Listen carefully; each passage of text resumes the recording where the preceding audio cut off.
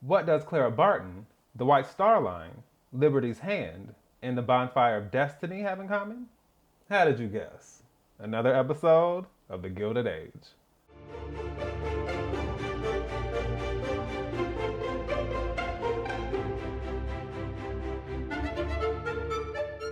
Hey everyone, this is D Movie Man, fellow cinephile, popcorn addict, and emerging film critic, coming to you with reliable recaps, reviews, and reactions.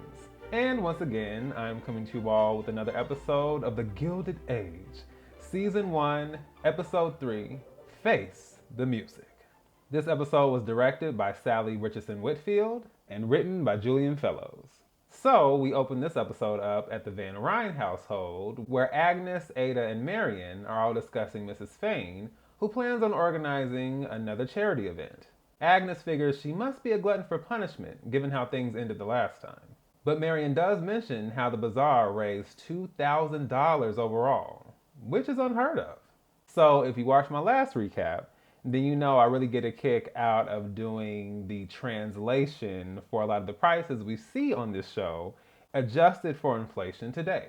I guess you could call it the inflation translation. And in this case, adjusted for inflation, the bazaar raised $55,127 overall, which is not bad at all, especially considering that it was George who spent it all.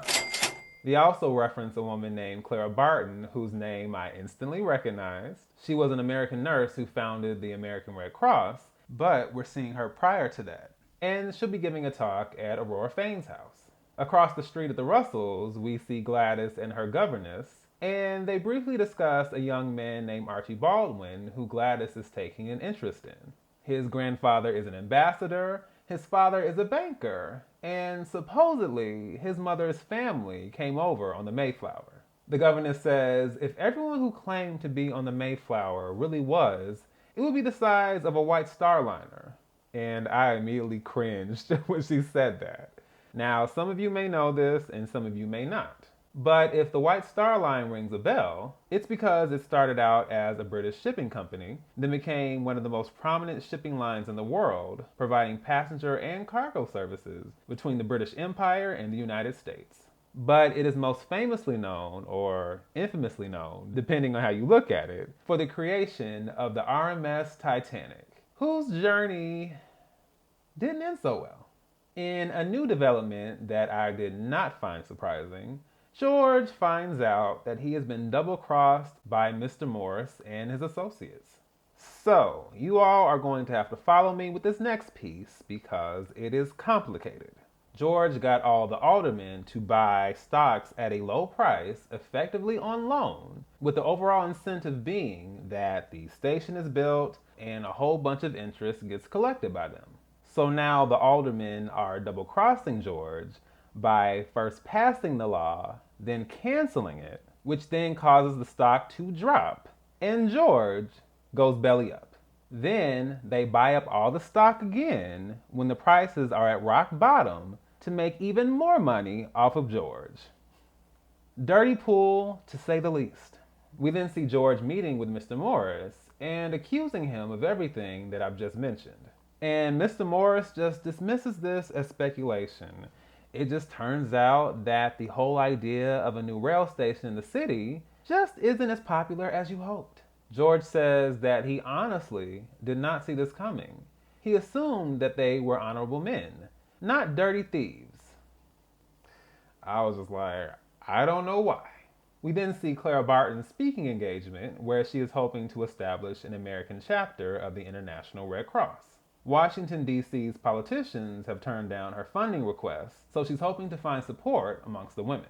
We also see Ada reconnecting with a childhood friend from Pennsylvania, Cornelius Eckhard III. He also happens to be Mrs. Morris's uncle, and he hopes to rekindle a friendship with Ada. Naturally, Ada is being very shy and very coy and very nervous, but we know she's here for it. Once again, Marian makes the sensible suggestion and asks, well, hey, if money is all that's needed to support Miss Barton, then why not ask Bertha?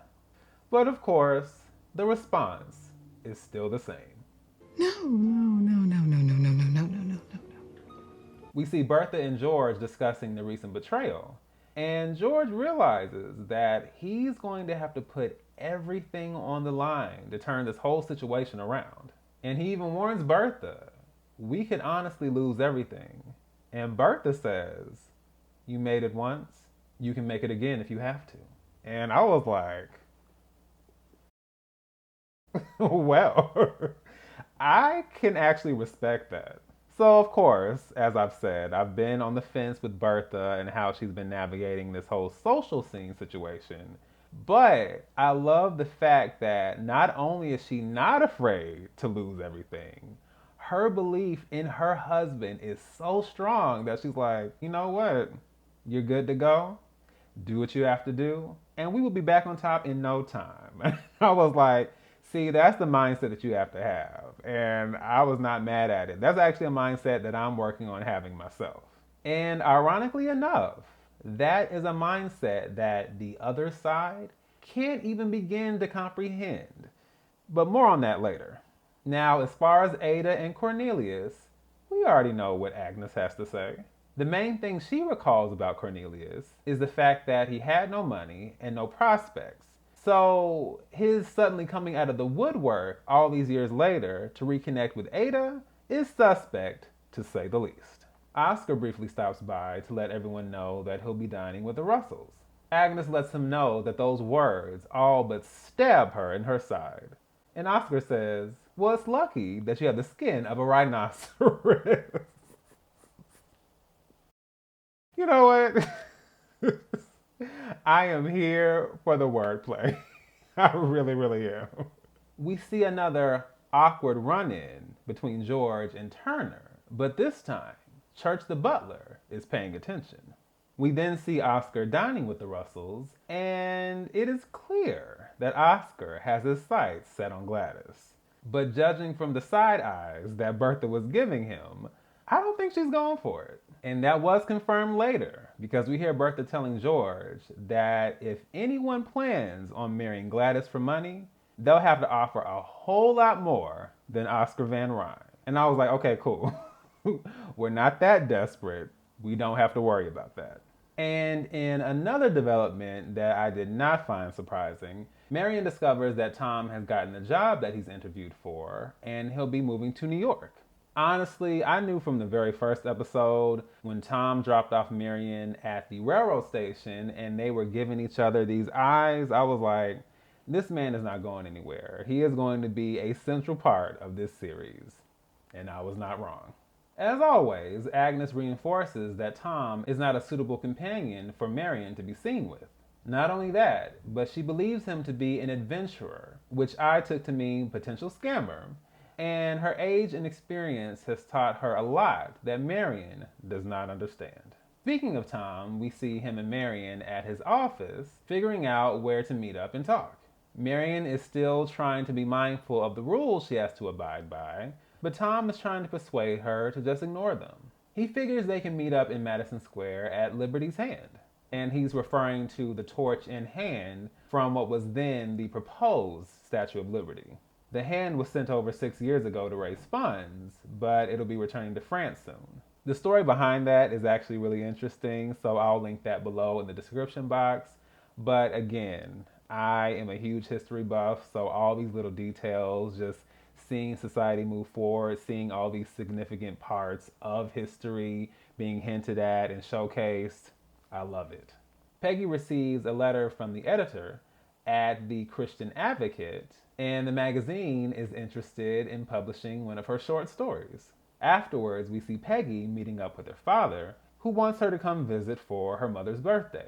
They also discuss Peggy's aspirations to be a writer, and her father simply dismisses it because he knows that there are no black and female writers that can make a living wage. So she tells him about her opportunity at the Christian Advocate, and he simply says, hey, if it doesn't work, you can always come back home and work for me. But clearly, that is not Peggy's goal. However, when Peggy arrives at the Christian Advocate, it goes exactly how you would expect. They're shocked to see that the secretary slash writer is black, So of course, they make her wait all day to see the editor. And to add insult to injury, when she finally meets with the editor, he does offer to publish her story for a very nice fee. If the main character is changed from black to white, and if she signs an NDA to never reveal that she's the actual author. And why is that? Because we have to appease our very antiquated and very racist audience of a certain hue. Water is wet. Over at the Russell household in the servants' quarters, we see Watson looking over his paper at Miss Turner. Then we also see Mrs. Bruce looking at Watson, looking at Miss Turner. Watson gets up and leaves, and Miss Bruce is really curious as far as where he goes for an hour every day in the afternoon. He says nowhere in particular, but we already know there's a whole lot more to that story. We see Marian and Ada having a conversation about Mrs. Chamberlain, and it turns out that the big scandal is that Mrs. Chamberlain and Mr. Chamberlain were intimate before they got married and had a child out of wedlock. Did I roll my eyes? Yes. However, am I also aware of the societal and moral standards of the time? Absolutely. We then see Bridget and Jack at the theater, and they are watching a magic lantern show. So jumping into that whole history piece again, I always find it so compelling seeing how entertainment was depicted throughout the years and how that changed as time went by. So here we have these slides being set up on this projector, and that, ironically enough, reminded me of a show I watched on Netflix, which I loved, called The Bonfire of Destiny. And in the first episode, it actually takes place at a charity bazaar in 1898. And because at this point film does exist, they are watching a film, and ironically enough, it's a train coming towards the screen. And so when it comes, everyone's like, whoa! And they jump because, it's something totally new, and it's still something that everyone is trying to adjust to. And I thought it was so cool to see this here in 1882. And then with that particular show in 1898. So I thought that was such a cool parallel between the two, especially with the train as a focal point. And although Bridget is having a fun time, it's also clear that Jack is very much into Bridget, but Bridget is just not that into him. So we are seeing this whole stock situation play out throughout the episode. And when it comes down to it, George decides to inflate the value of the stock by buying the shares himself. But he's also able to do it long enough to where the aldermen can no longer afford it. And now all the aldermen, Mr. Morris and Mr. Fane in particular, are now in a situation where they might lose everything. The thing about those tables, they're going to always turn. And both Mr. Morris and Mr. Fane make this very clear to their wives. Especially Mr. Morris, who tells his wife, I suggest you go to Bertha. If you need to grovel, beg, whatever you have to do, you need to do it. Because they hold all the cards right now. And no, I am not asking. I'm telling you. So, jumping forward, we see Mrs. Morris sit down with Bertha. And it was quite the embarrassing display. Because Mrs. Morris is trying so hard to play off this whole stock situation as idle gossip, like, oh, it was a miscalculation. Can you believe? And Bertha is just like, Bertha is very much unmoved, unbothered. She's like, well, that is the nature of stock. So finally, Miss Morris kind of gives it up, and she asks Bertha to show mercy. And Bertha's like, and this is in payment for what? Mrs. Morris is confused. You come into my house and you make this strange request, and I'm trying to establish why. Do you feel I owe a debt of gratitude? Have you granted me a favor that merits a return? No. Let me make this very clear. Life is like a bank account. You cannot write a check without first entering a deposit. And with that, she unceremoniously kicks Mrs. Morris out of her house. Listen, I was there for every moment of it. Like, she played that off so well. I'm like, okay, I'm warming up to Bertha. I was iffy on her in the beginning, but listen, she has the upper hand, and I love how she's playing this, so. Too bad, so sad. Next, we see Marian and Tom out at the park, and to make a long story short, he decides to propose marriage, despite the fact that they've only met each other a handful of times. So let me say this, because the whole meeting a handful of times in the proposal, that's not really my issue.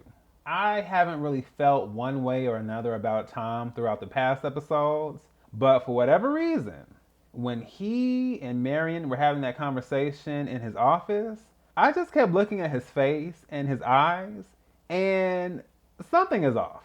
It's just the way he was speaking and the way he was looking at her. It was just kind of like this very like wide-eyed, bright, but it just looked very artificial. It just looked kind of like that look when someone is not being genuine, but they want to look like a happy-go-lucky, charming person. And I was like, oh, something is wrong here. Something is not right. You know how they say the eyes don't lie? Those eyes are saying something that is totally inauthentic. So now I'm kind of worried for Marian. Now we still have Larry in this situation, and I'm pretty sure somehow that is going to disrupt this. But in the meantime, Marian, You in danger, girl. and as it would seem, so was Ada, because Agnes tells Cornelius to his face that she knows all these years ago that he was bragging about marrying his meal ticket. Ooh, which he was quite wrong about, because marrying Ada guarantees neither income or a place to live. And with that, so long, farewell, Auf Wiedersehen, goodbye.